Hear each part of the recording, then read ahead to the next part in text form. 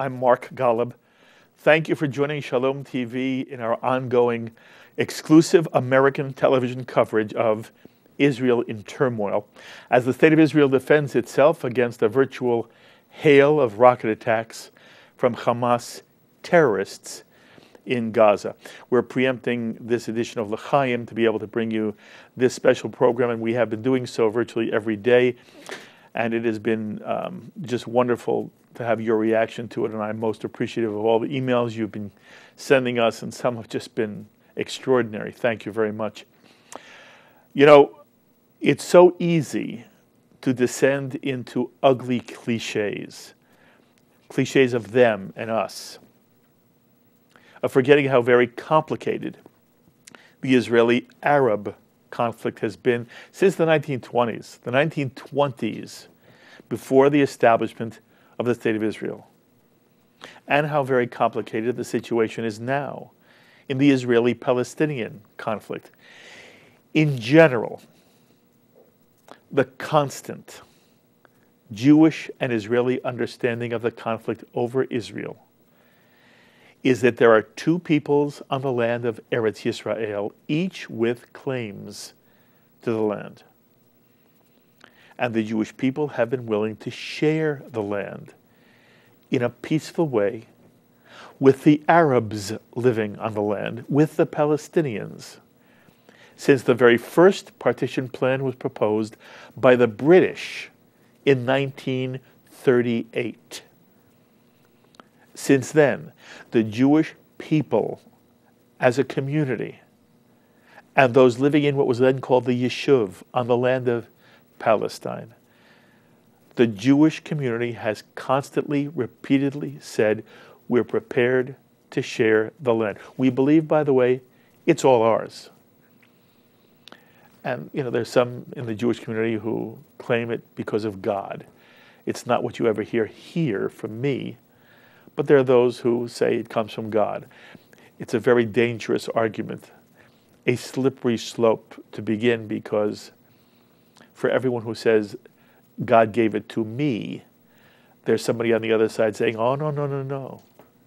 God gave it to me. But you do hear Jews say, a small percentage of world Jewry says, it's ours because God gave it to us.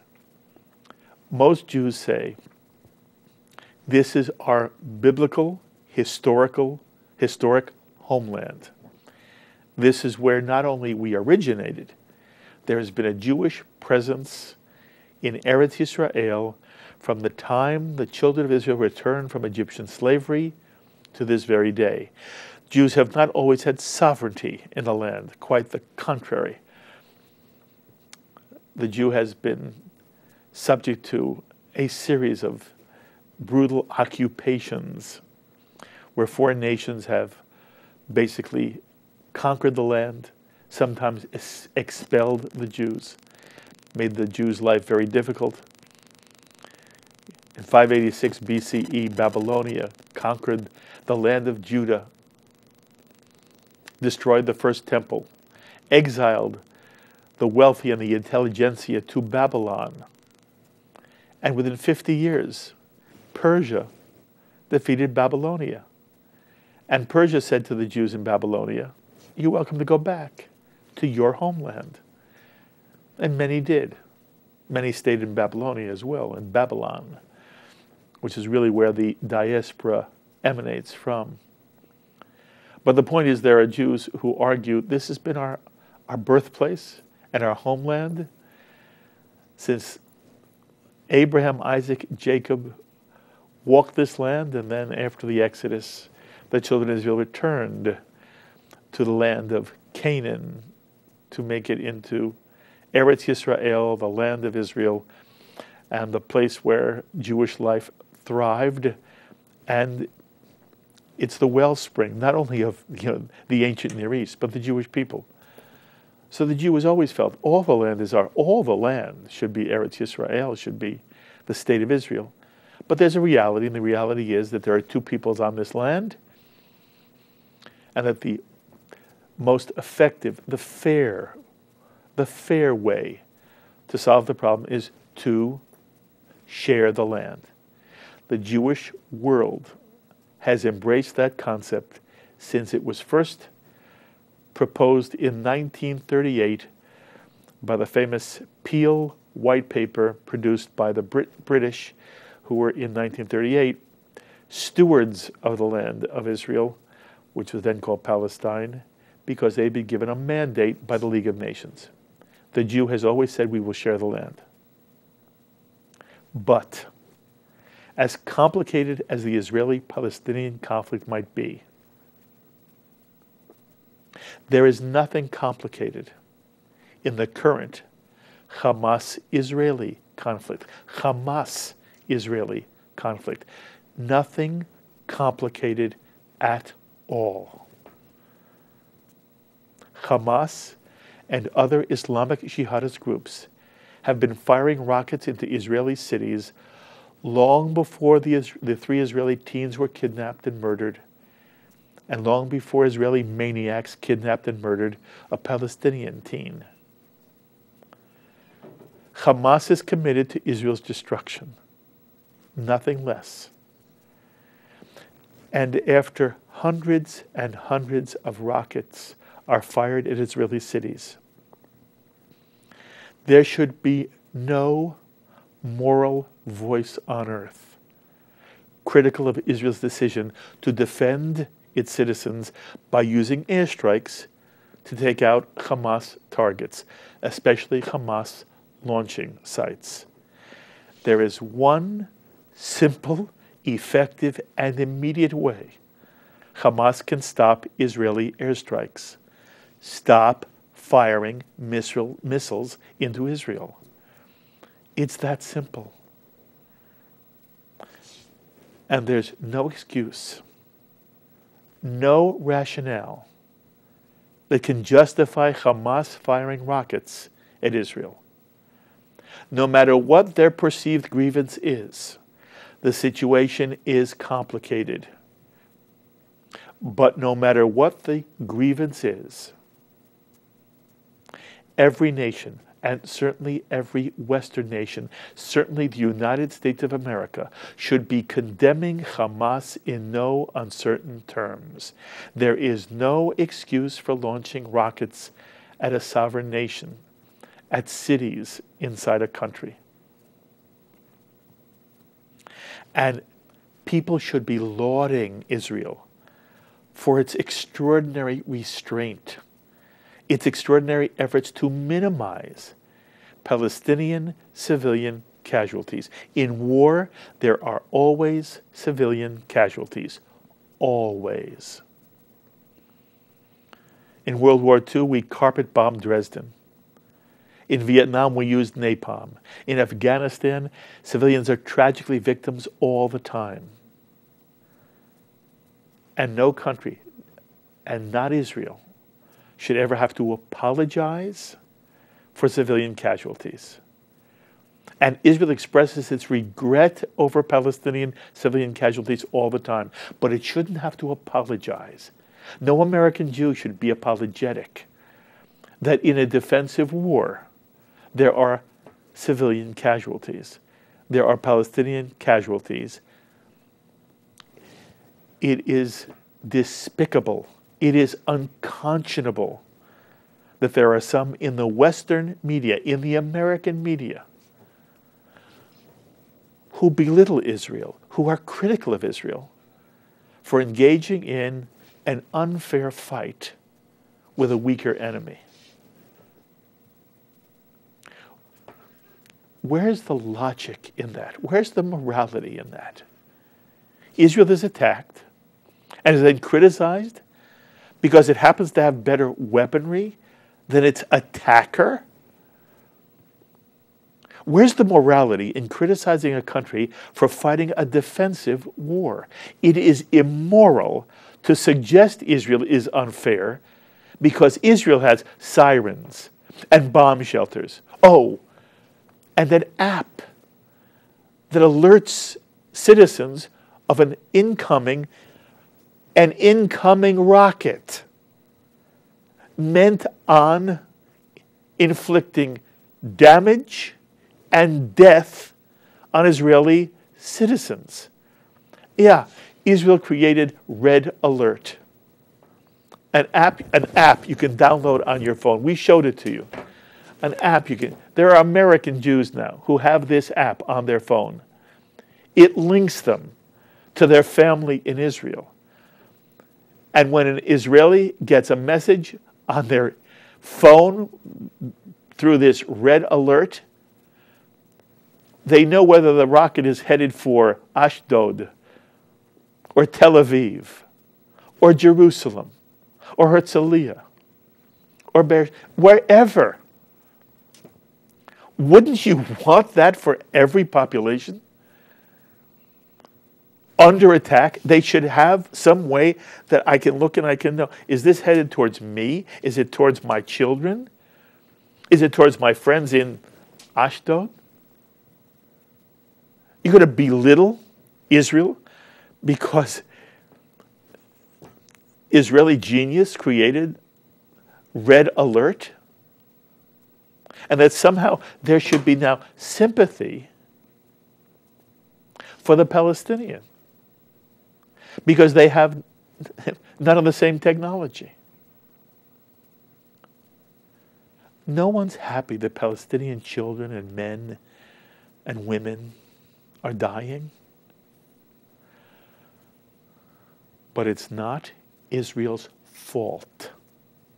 And I want to say that again. It's not Israel's fault. And if you've heard me on Shalom TV over the years, you've heard me say the Israeli-Palestinian conflict is very complicated. And it's necessary for Jews, American Jews, to understand what the Palestinian perspective is. I hate the word narrative. We have a narrative, they have a narrative. It makes it sound like there's no truth. There's only story. We have our legend, they have their legend. No, no, no, no, no. That's not factually correct. There are facts here. But I don't pretend the Palestinian has no right to see things from his perspective. And I think it's critical for Jews to understand what is the Israeli perspective. A lot of the criticism of Palestinian ways of expressing themselves, Jewish criticism of Palestinian expressions, are really unfair. I don't want to go there right now. It's not at the moment relevant. I've discussed it before, I'll discuss it again. Jews have to be very careful what they criticize about Palestinians. But one thing we do not apologize for, there is a truth. And the truth is, the State of Israel was established legally. Legally. It was established by the League of Nations, and then it became a state in 1948, legally, was recognized legally. And when Palestinians say there is no legality to the State of Israel, that's not about two narratives. That's about truth and false. We don't have to pretend that there are two equal stories. We do have to understand how the Palestinian experiences it. Not because we're going to agree with it where he's wrong, but if we want to deal with him in an honest way as a human being, we have to understand what drives him. And if we seriously want to find a way out of this quagmire of a situation where Jews can live in peace and Palestinians can live in peace on a very small piece of land, we have to at least understand them. It doesn't mean we ever have to accept their story. So you've heard me say many times, it's a very complicated situation. But this situation, Hamas firing rockets into Israel, and Israel trying to take those rockets out in a defensive airstrike fashion, there's nothing complicated there. And no moral human being should be critical of Israel for a defensive war or belittle the fact that Israel has invested money and ingenuity to develop a warning app on cell phones and an effective national siren system and has built bomb shelters, is paid to build bomb shelters, and has invested in the Iron Dome system to protect its citizens. From what? From rockets being fired by Hamas. And yet, it pains me. That's exactly what a major, mainstream American celebrity did this week on one of the most popular shows on cable television. Jon Stewart is the host of The Daily Show on Comedy Central. There are evenings when he is brilliant. There are evenings when he's funny. By the way, it's very hard to be funny. It's easier to be scary than funny. And a lot of times, he's not funny at all. And he's very lucky that he has a laugh track. I hope you understand when you listen to the laughter on Jon Stewart, most of it is laugh track. And when you hear applause, it's because a sign has gone up in the studio for the studio audience on 10th Avenue. Applaud. So there's applause and there's laughter. Very often it is artificial. It's very hard to be funny. And sometimes he's very funny. And sometimes he's brilliant. But he was not funny and he was not brilliant. This past Monday when he returned from vacation, and he went after Israel. He went after Israel. He ridiculed Israel. He criticized Israel for its struggle against Hamas, never giving any context, never, referring to the fact that Israel is under rocket assault from Hamas, and it is now trying to, in a defensive action, stop the rocket fire. Instead, this was the phrase that was used on the Daily Show, on Jon Stewart's Daily Show. Aerial bombardments on both sides. There are aerial bombardments on both sides.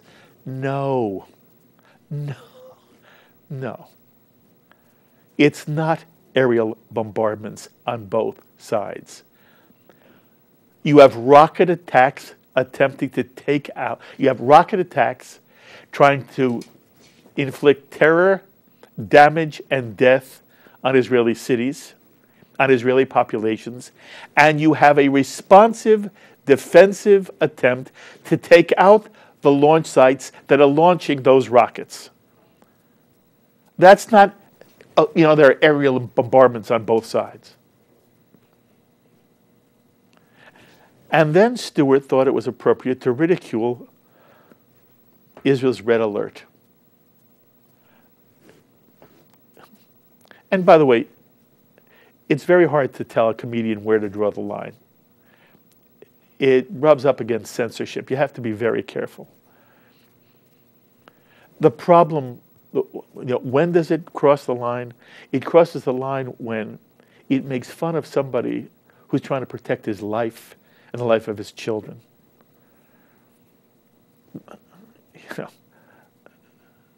Good for Israel that they developed the red alert. Not, gee, isn't this unfair? Israel has a red alert and the Palestinians don't.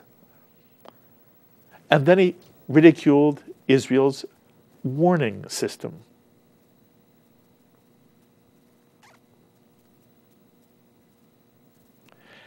And he made fun of the fact that Israel tries to warn Palestinians of impending Israeli missile attacks. And you've heard it a million times, not simply from Jewish sources. What I'm about to say, you hear this across the board. Hamas purposefully and willfully puts their rocket launchers and their missiles and their personnel in civilian neighborhoods, sometimes in schools, sometimes in hospitals, because either they know it will prevent Israel from firing, because Israel goes out of its way in a superhuman way to avoid civilian casualties when it can, or Israel will launch a strike and there will be civilian deaths. And they use that as propaganda to turn world sympathy for the Palestinian against Israel.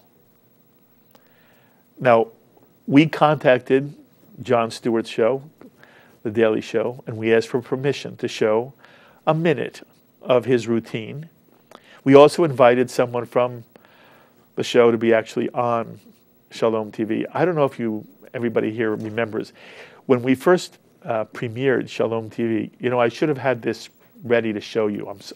It's my fault. Back in 2006, when we were video on demand, we were the first Jewish network ever to go on the air. Comedy Central, the Stewart show, called us and said, we'd like to do a bit on you. And we said, fine. And we provided them with footage from Shalom TV. And their whole, the spin was, oh, finally Jews are in television. Obviously being ironic because Jews have run television, and yet we're the first Jewish television channel. Okay, so, by the way, it's all publicity is good. I actually had my face on Jon Stewart's Daily Show. It was a kick. So we have a relationship with them that goes way back. So I had our producer Ron Jacobson called, spoke to someone. They were very nice, and they've given us 60 seconds. They said we can show you. So I'm going to show you 60 seconds of this little piece of Jon Stewart's bit in which he is ridiculing Israel for the way it warns Palestinians of impending attacks. Let's see it, Sloan. So Israelis seem to have a high-tech smartphone alert system. How are the Gazans notified? Basically, a small mortar explosion on the roof of a building, which serves as an Israeli warning of an upcoming airstrike. So the Israeli military warns Gaza residents of imminent bombing with a smaller warning bombing. An amuse-boom, if you will. And then, at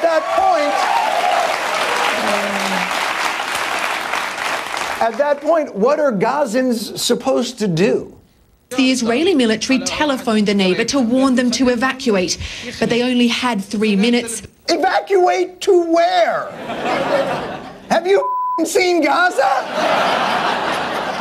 It's this, Israel blocked this border, Egypt blocked this border. Were they supposed to swim for it? What, are they supposed to swim for it? You can't leave Gaza. It's too small. If you get a warning that an area is about to be hit, there's nowhere to go, is there? What is he talking about? I'll remind you, that laughter was laugh track. The applause comes because of a sign that goes up for the studio audience. I'm not the only one who was incensed. I was incensed. My wife and I watched this. We just couldn't believe it. We couldn't believe it. We couldn't believe it. And yet we believe it. And I know I get emails from many of you, and you say to me, Mark, why are you so surprised? Why are you surprised at the New York Times? I got a very thoughtful email from somebody who said, why do you say the New York Times has morphed? It's been this way all the time. By the way, I said that. I said it's been that way since the Holocaust. And then people say to me, why are you surprised? This is what the media does. I remain surprised. I remain surprised, by the way, it was also surprising to me that it was Jon Stewart. And I know Jon Stewart has problems with his Jewishness, but it just wasn't, it's not typical of him. And I was disappointed in him. Anyway, I was not the only one who was very upset by this. Allison Kaplan Sommer is a correspondent for Haaretz, and she wrote a very good piece on her reaction to this very clip that you saw. And she's on the phone right now from Chatham, Massachusetts. Is that right, Allison?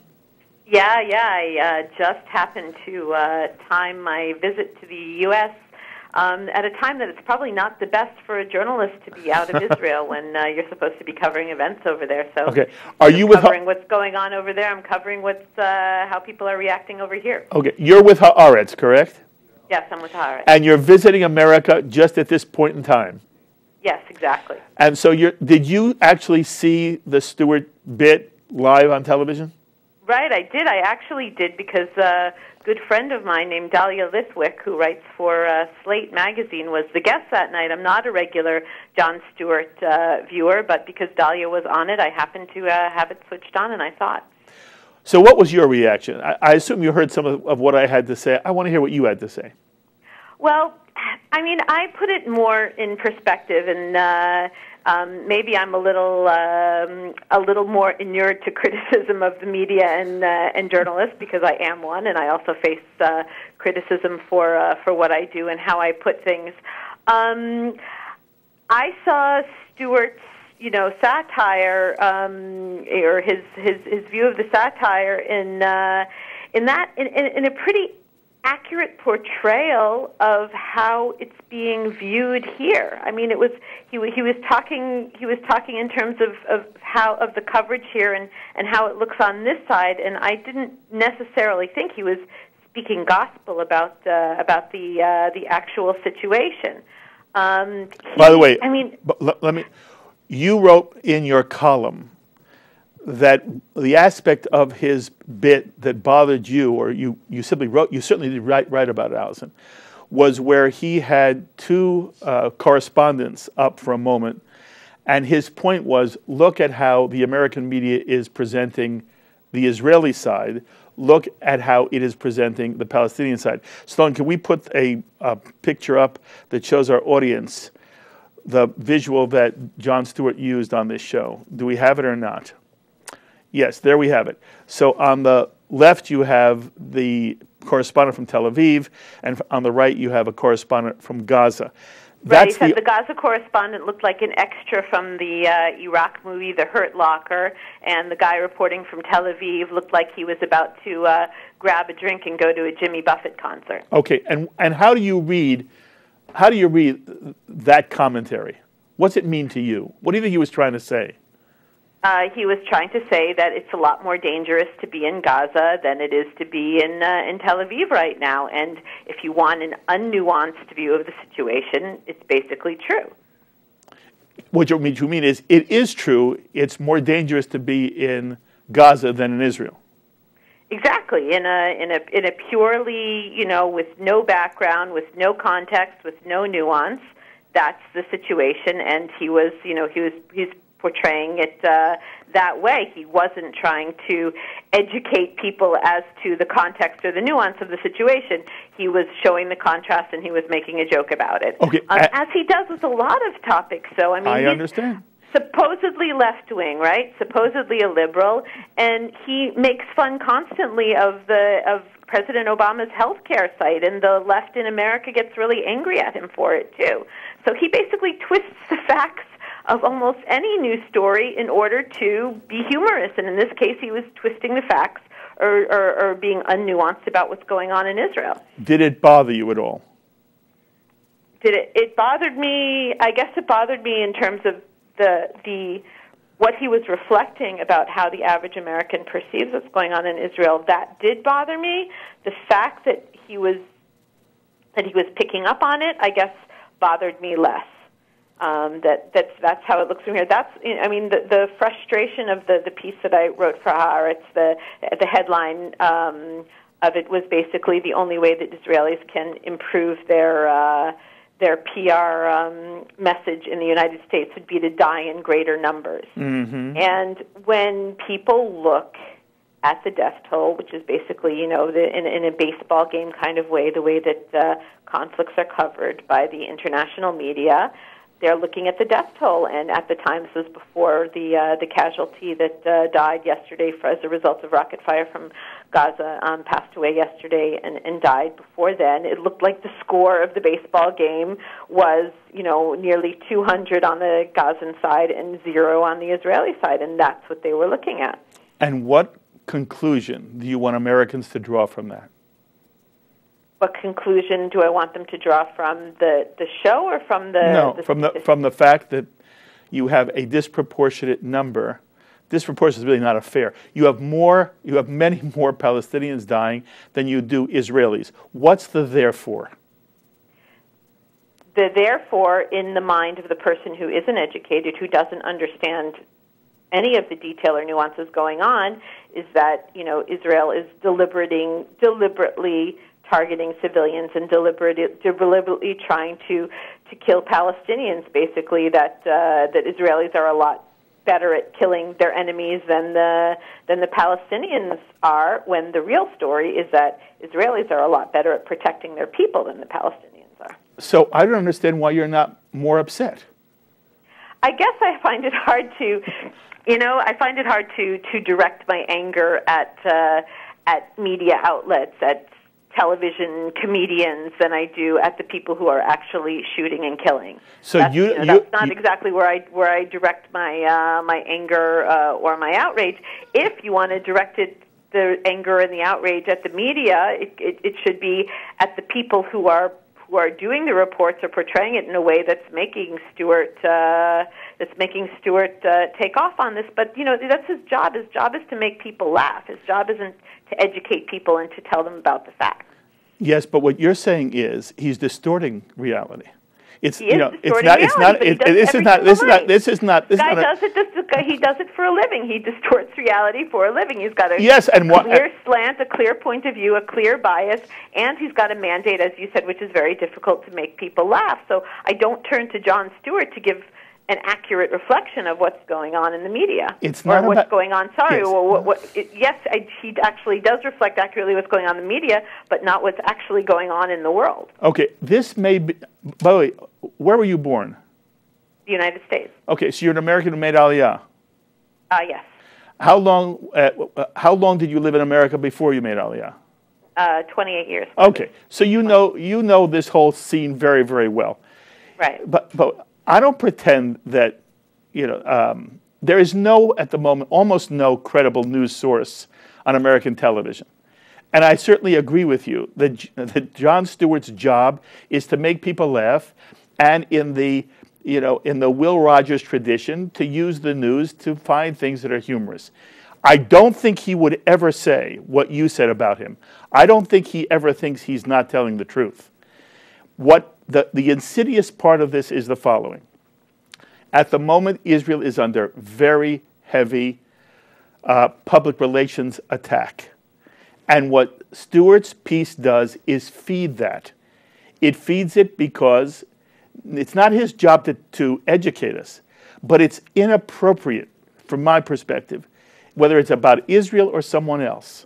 It's inappropriate to take what is really a tragic human situation and exploit it in a way that you're going to encourage Americans to see Israel as the word you used was very, very important, deliberate. That Israel is deliberately trying to kill civilians and is better at it than is the Palestinians. Rather than, as you said, Israel's a lot better at defending its citizens.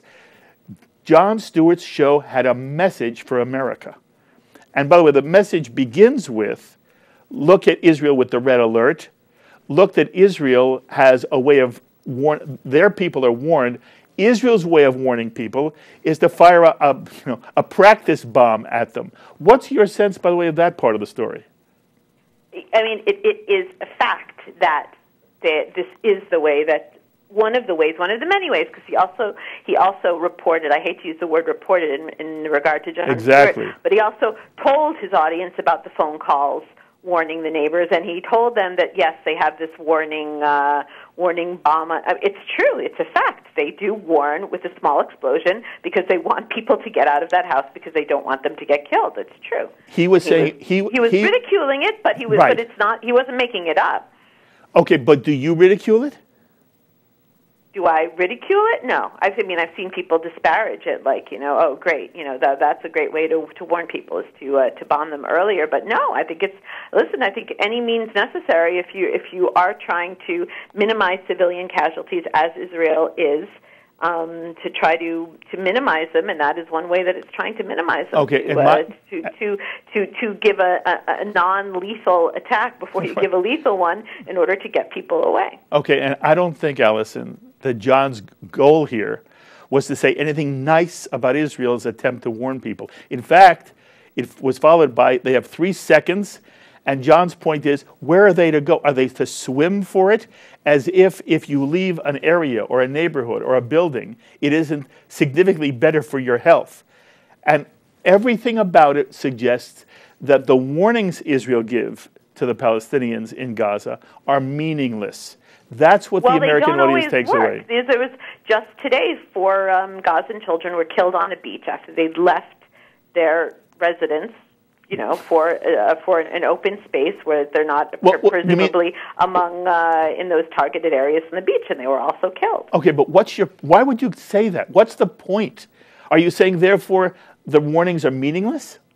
No, I'm saying that for the purpose of satire, he is exaggerating and twisting facts.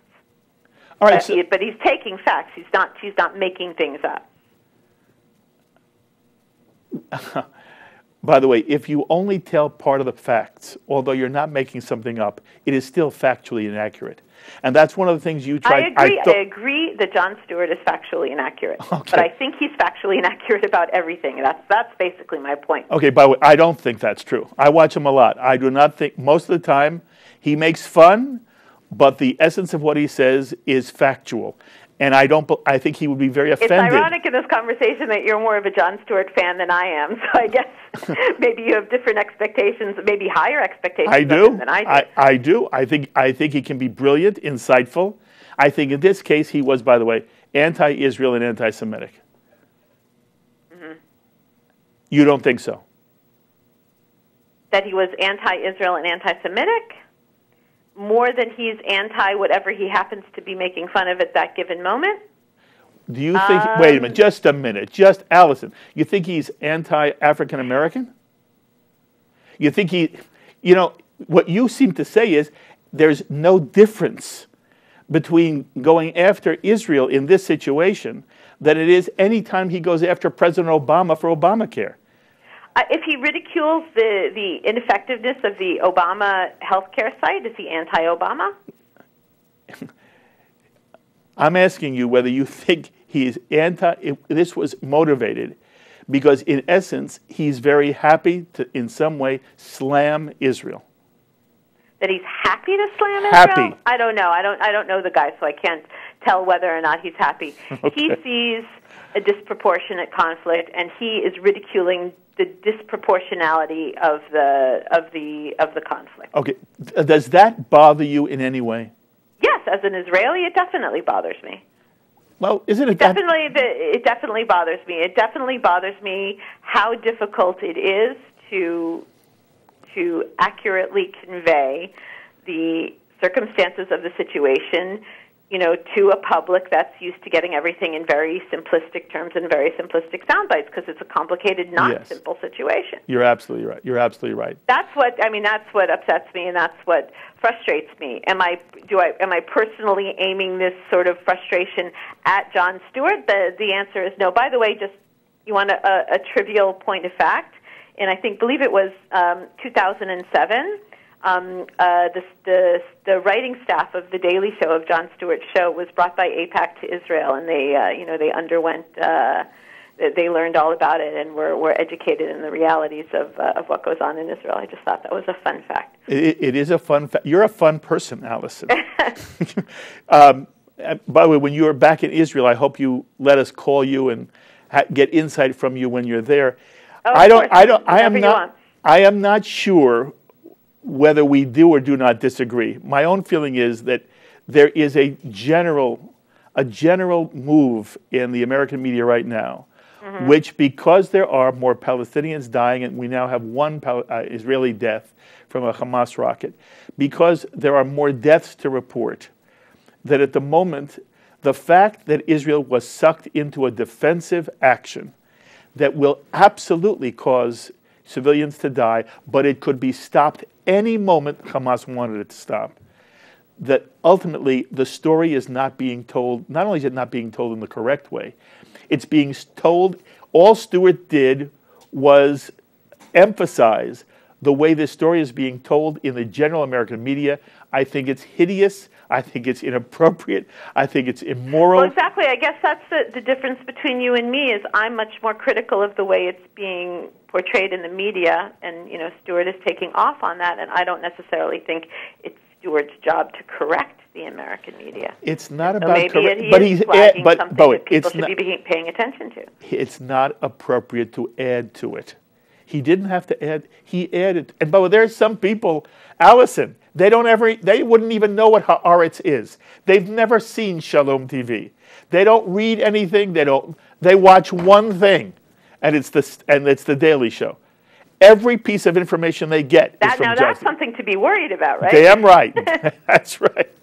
Allison, I've enjoyed meeting you very much on the phone. I'm going to, chase you when you get back to Israel, and it's lovely that we were able to, ask you to come on, and you made yourself available. Thank you very, very much. Okay, thank you. You be well. Allison Kaplan, Sommer, again, correspondent for Haaretz. She's here visiting some friends in Massachusetts, and she wrote this piece on the same thing that upset me. It upset us a little differently, although the more she spoke, I think the difference is very subtle. We're going to go to our phones at the moment, and what a pleasure I have to speak with David Siegel, who is the Consul General for the Israeli Consulate in Los Angeles. David, thank you so much for joining us. It's a pleasure, Mark. Thank you for having me. David, did you hear any of the interchange between Allison and me? No, I didn't. They just connected me now. Okay. It may not be something you need to comment on. We were talking about a Jon Stewart routine earlier this week in which John ridiculed viciously, in my view, the Israeli attempt to keep its citizens safe, and also sort of ridiculed and minimized, trivialized Israel's attempt to give any kind of warning to Palestinians in Gaza before there is a missile strike.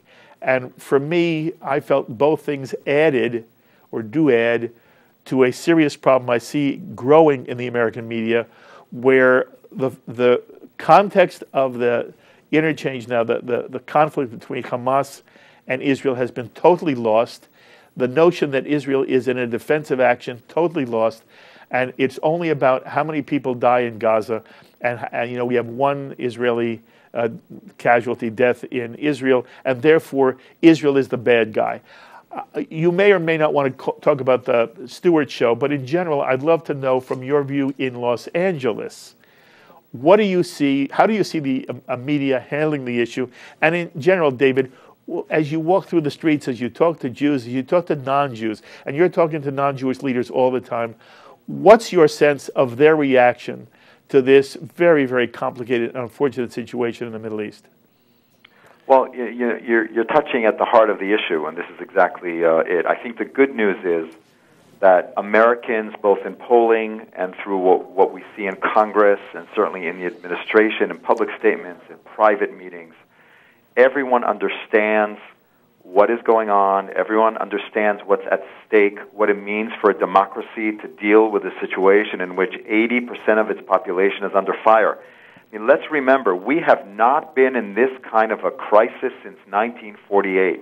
In none of our wars have we been bombarded to this extent in all of our major cities, and anyone who wants to make light of that is not living in the real world. Mm-hmm. America would never agree to that, neither would anyone else, and certainly not Israel.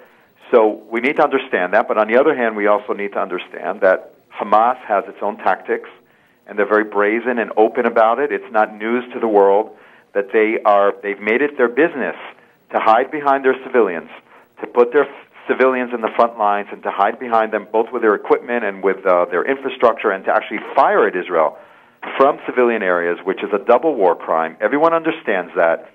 Secretary of State Kerry said that publicly yesterday, that Hamas is endangering its own population or using their own population as human shields. So we need to continue to provide clarity on this conflict. And you're right. I mean, we're seeing a growing problem in the press, which is not surprising, given the pictures, some of them fabricated and otherwise. But we're seeing a real issue that we'll be facing, and we have to always think a few days ahead or a few weeks ahead, not just where we are right now. And you're right to be concerned about that. David, what have you heard from Jerusalem and Israel? As you know, we're in the middle of the afternoon, but in Israel now it's 10 p.m. going on 11 p.m. What update did you get today of what's literally been going on in Israel and in the Middle East? Well, you know, the big discussion right now is what happened with the ceasefire that Egypt proposed, and it was supported by the Arab League and the Palestinian Authority and the United States, and the implications of Hamas and Islamic Jihad rejecting that and increasing the fire yesterday, and that spilled over into today. So we're day 2 after the ceasefire now, you know, and what comes next. So, you know, we're going to continue to pursue the goals of this operation, which are to restore peace and security to Israel over the long term in a sustainable way. Now, that can be done through some sort of diplomatic process that will enable ceasing the fire, or we'll have to, unfortunately, continue through military means to bring about that security that we require and any country would require. Mm-hmm. Very well said, David. There is enormous concern about whether Israel will or will not use ground troops. And on American talk shows this past weekend, there were many people who were arguing, and I've heard Israelis argue it as well, David, that although Israel would like to just, you know, take out all the batteries, take out all the launch sites, destroy the infrastructure of Hamas, destroy their leadership, and put an end to this so that this doesn't have to happen every few years, that Israel is forced to take out pieces of Gaza, that the reality is it would be enormously costly in Israeli casualty, in Israeli lives, in public opinion, if Israel ever sent ground troops in, and that there's no assurance at all that even a ground offensive would effectively cripple Hamas to the point that Israel would be free of this for the foreseeable future. What do you hear? Do you have any perspective that you can share with our audience? Well, you know, ground troops are one aspect of a much larger picture of how do you bring about and how do you create the conditions for ending the rocket fire and making sure that there's not another round, at least in the near term. And we are living in the real world, in the world of the Middle East, where countries are unraveling all around us, and we're seeing rocket fire at us from Lebanon, from Syria, from Sinai, obviously from Gaza. So there are no perfect solutions here, but I think what we're trying to achieve is realistic, is long-term, is learning from the past, and we're having exactly the same debate now. Israelis, both in government and outside of government, are having the same debate about what are the ways in which to fulfill those obligations to our own citizens and to fulfill the goals of this operation. We hopefully we won't have to resort to ground troops, but we will resort to any of the options that we have, both diplomatic and military, in order to stop the fire again, because no one should live like this. No one can live like this. And it's very, very important that we deal terrorism such a blow that we develop or strengthen our deterrence so that this doesn't happen again. I could tell you one more thing about your question. We have already degraded the infrastructure of the terror organizations, maybe not to the extent that we would like. There are many civilians in the middle of this, and we're trying, as you know, to maintain a separation between the terror targets and the civilian population in Gaza. But already we know of several thousands of rockets that have been destroyed out of their 10,000 or so that they have. They fired, unfortunately, 1,500 at us in the last month or so. So you can see the numbers going, and every day that this continues, you're not seeing a degrading of Israel's military might, but you're seeing a degrading of their terrorist capabilities. It is somewhat comforting to hear what you say. I don't know the extent. I'm not a military expert, David. I have no idea. I just know that there are people who are saying it really is almost an impossible task to stamp out a terrorist organization and a terrorist network. But I do understand, surely, that Israel has been successful to the extent to which you describe, and that we just want it to be more and more successful. I'm going to phrase this question very carefully. You are part of the Israeli consulate. You are the consul general in Los Angeles. You represent the state of Israel. It is inappropriate for anybody to ask you for a personal opinion. So what I'm asking you for is if you can articulate what you understand the formal Israeli government position. At the moment, does the Israeli government still believe that there is any life left in the two-state solution? Well, I think right now, first of all, the people of Israel, and it should be emphasized again and again, aspire to peace no matter what, and a two-state solution is a means to that end, and hopefully one day that will be achieved in a way that Israel remains secure and recognized and so on. But right now, unfortunately, what we have before us is something very different. This isn't an issue between Israel and the Palestinians. Right. It's not related to the two-state solution. Right. This is an issue between Israel and a brutal terror organization that with every one of those rockets that it chooses to fire at Israel, it is committing a war crime and a double war crime by doing it from its own civilian areas. So that's job number one, is to stop that rocket fire. But, everyone needs a strategy. Israel needs a strategic way ahead, and we need to have a strong vision about where we want to go and how we want to ensure the peace and security of Israel for generations to come. And that obviously will, relates to the bigger picture. But the weaker Hamas is, the more we have an opportunity to pursue those other paths. Okay, I think it's very important that our audience hear what you just said. This is not an Israeli-Palestinian fight.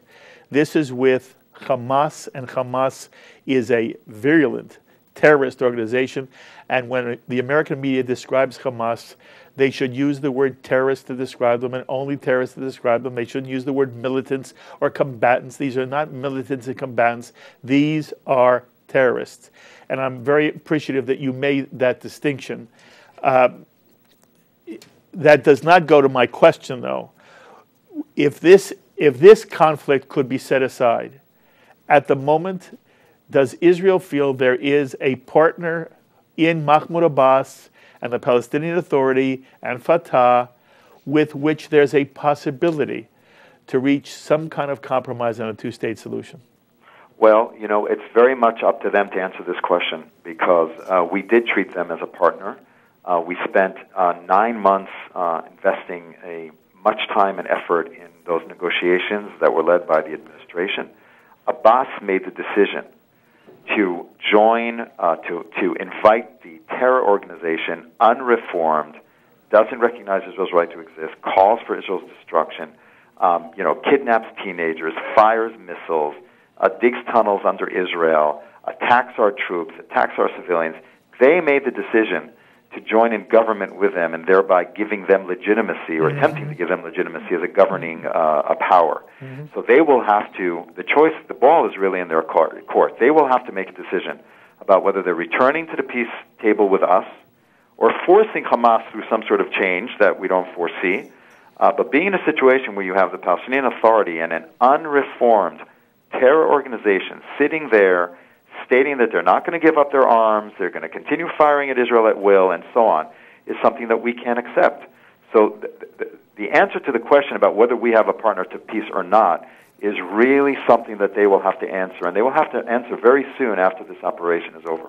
Again, beautifully said. My own feeling, David, is, and I've said this over and over again, there should be total world condemnation of Hamas rocket fire into Israel. The United States, the Western world, all nations with any conscience should be decrying and condemning Hamas's firing rockets into the civilian population of Israel. And David, it frustrates me that it isn't done. Well, I completely agree with you, and I think that should be our message to the world, because, think of the long-term implications and consequences of what is happening right now on the Israeli civilian population. You cannot have peace in the Middle East without the Israeli people believing in it. Yes. And seeing what we've just seen, whether it's the cold-blooded murder of 3 teenagers in the backseat of a car, or opening fire on, Tel Aviv and Jerusalem and Haifa and so on, in such a brazen way, with so little international condemnation, sends a message to the Israeli people that they wouldn't be safe in a future concessions agreement.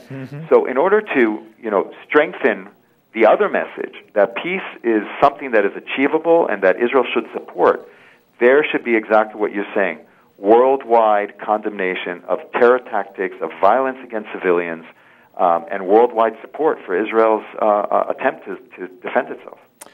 David, you are terrific. This is the first time you and I have had a chance to speak together. I am enormously impressed by you. I hope you'll let me call you from time to time. You are an eloquent and articulate spokesperson for both the State of Israel and the Jewish people. I wish you kol tuv v'hatzlacha, but let's stay in touch. It's really wonderful talking to you. Absolutely. Thank you very much. Thank you, Take care. David. Be well. That's David Siegel, who is the Consul General for the consulate, for the Israeli consulate in Los Angeles. We often bring you Ido Aharoni, who is the Consul General here in New York. And, you know, there are spectacular people serving the State of Israel in these consulates all over the country. So thanks to Ron Jacobson, we now not only have Ido Aharoni to reach out to, and to Shachar Azani, who's fabulous, but also to David Siegel.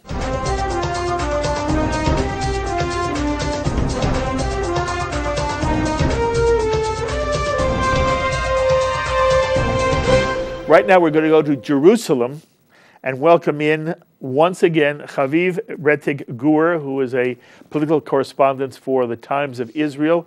We've talked to him before and he was wonderful, and I wanted to talk to him again. And Haviv, I thank you so much for making time for me. Thank you for having me. Good. So, Haviv, give me a feel for what's going on right now in Jerusalem and in Israel. What's the mood? Have Israelis suffered any kind of diminution in mood because there was a ceasefire, then there wasn't a ceasefire, there is no ground offensive? I understand many Israelis want a ground offensive. In general, what are you feeling these days? Well, I think the majority of Israelis really are resolved to see this through. They understand, who the bad guy is. They understand that Palestinians are suffering worse than they are because of Hamas, and they understand also that the game that Hamas is playing is really one where it wants to show either that it can kill many Israelis, and therefore that it's heroic and strong, or that Israel is killing many Palestinians, and therefore that it is weak and victimized. Those are the two goals of the operation. They're simultaneously and contradictory, two contradictory goals. And Israelis understand that, I think, instinctively. And so, broadly speaking, there is support for how the government has handled this fight. Very careful targeting of the Gaza Strip. There have been somewhere in the order of 1,400 strikes on Gaza, with around 200 dead. The numbers are a little hard to get. There's disagreement between Palestinian numbers and UN numbers. But clearly 1,400 strikes by the Israeli Air Force resulting in 200 dead tells us that the Israelis are not shooting at people, at civilians certainly. And Israelis understand that at the same time the government is hesitant to cause a lot of Palestinian deaths, both because of the humanitarian, just the sheer humanitarian suffering that would cause, but also because that would be the big victory Hamas is looking for. Mm-hmm.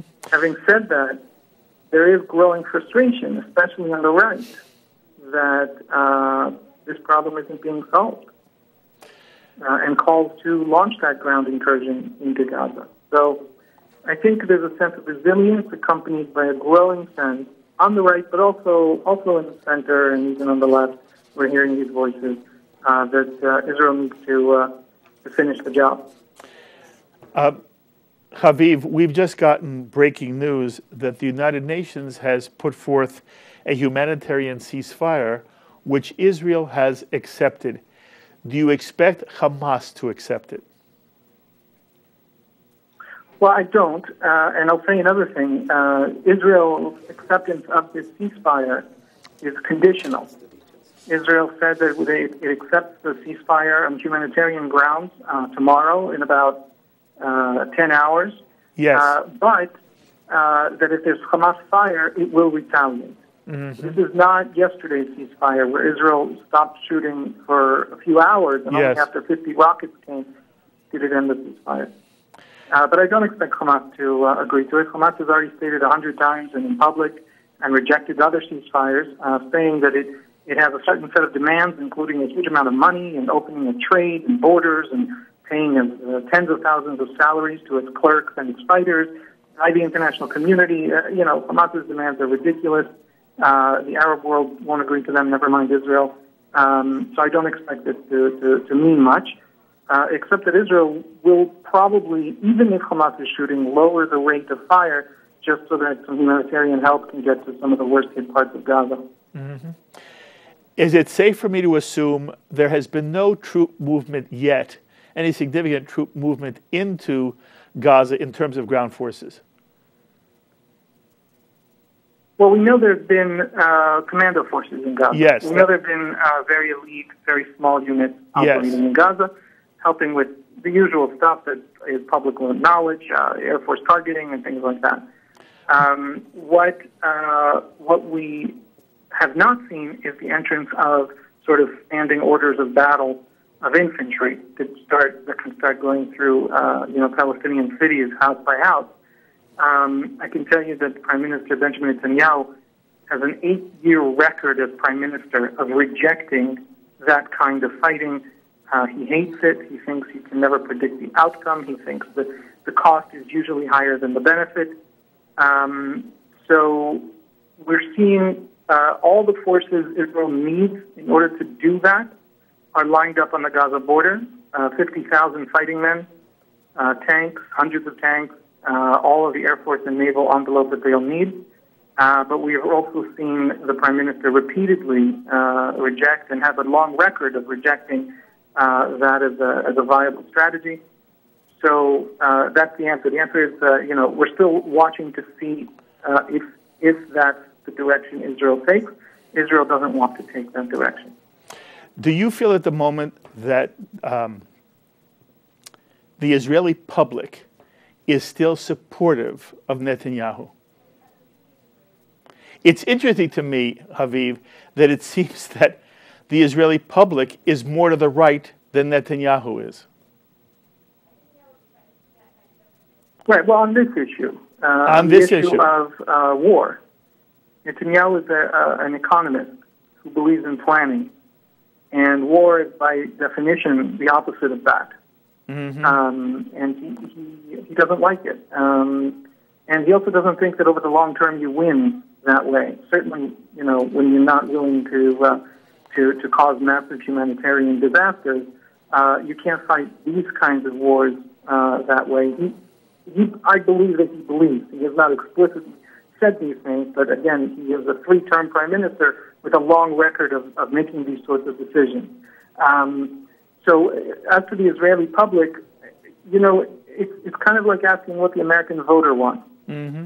The American voter agrees with Republicans about government spending and with Democrats about what government should spend on them, mm-hmm. right? So Israelis agree with Netanyahu that 10,000 Palestinian dead would be a disaster, humanitarian disaster, and of course a disaster for Israel, political and diplomatic disaster. Yes. And Israelis also think that, obviously half that also, and Israelis also think that Israel should up the ante until the end. And of course, the one group that would be benefiting from massive Palestinian casualties would be Hamas. Yes. So I think that every Israeli is aware of that, and every Israeli wants it all. At the end of this conflict, are they going to take that frustration out on Netanyahu? Very likely. I mean, certainly I don't want to be a prime minister with these decisions in front of him, right? Mm-hmm. But I think that at the moment we're not seeing that. We're starting to hear some political voices. The Prime Minister fired Deputy Defense Minister Dani Danon yesterday because the Deputy Defense Minister criticized the government and the Army for this strategy, a strategy that the Army agreed to and recommended, etc. But that's really minor. Danon is a very, very minor player. He didn't take part in any deliberations or strategy or anything. He's really a minor political figure. We haven't seen any kind of real rebellion against Netanyahu from, for example, Naftali Bennett or Avigdor Lieberman, who disagree with him and disagree with him publicly on the conduct of this war, but are staying in the government, are voting in the cabinet. The cabinet passed the ceasefire 2 days ago, the entire cabinet, including Bennett and Lieberman. It wasn't Netanyahu alone. So I think we're not there yet, but certainly there'll be this frustration if this situation continues much longer. If there are ground troops sent into Gaza, there will be enormous Israeli casualties and Israeli deaths. That is part of the equation, isn't it, Haviv? No, not necessarily. The army is incredibly well trained for urban combat, for low-intensity conflict. I myself have served in the Israeli infantry and have had a little bit of this training because I left the army in 2002 before this became a real, art form, before the army really developed a deep battle doctrine on these issues. But I can tell you that I've experienced the army's expertise in this. You also saw in 2006 Israel entering Gaza, and there weren't massive Israeli casualties. So it's certainly possible. The enemy always surprises you. That's his nature, the nature of any enemy in any conflict.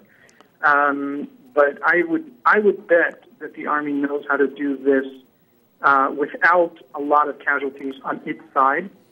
It's also important to note that there probably won't be much more Israeli civilian casualties. For the simple reason that Hamas is throwing everything it's got right now and not doing much. It sent commandos. It used up tunnels that the army discovered ahead of time and blew up.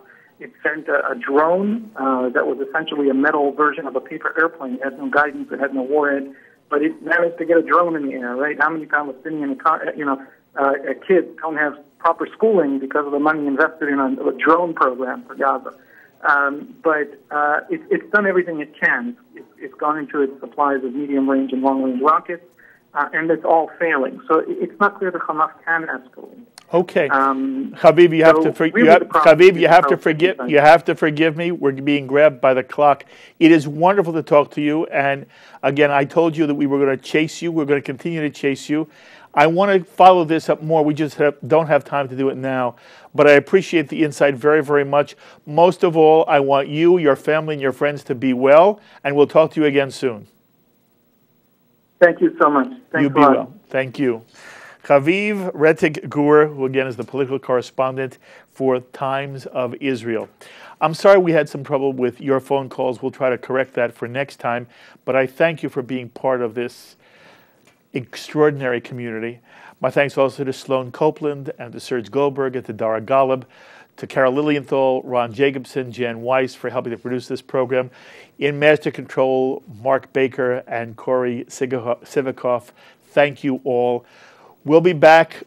Again, you can see the program we did from 3 to 4 at 9 tonight, and we'll be with you throughout as we continue to keep you abreast of everything going on in Israel and the Middle East. Until the next time, I'm Mark Golub. Be well, my friends.